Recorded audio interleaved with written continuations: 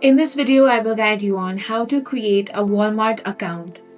The first thing you want to do is open up any web browser and head over to walmart.com. Now click on the sign in option, then click on sign in or create account. Here enter your phone number or email address, then click on continue. It will prompt you to this page. Here you will have to enter your first name, then enter your last name, select your country, then enter your phone number. After that, you will have to create a password. Make sure that you create a strong one. Now click on the continue option. A verification code will be sent to your mobile number. You simply want to enter it. After entering the verification code, tap on the verify option. Once your phone number has been verified, your new account will be successfully created.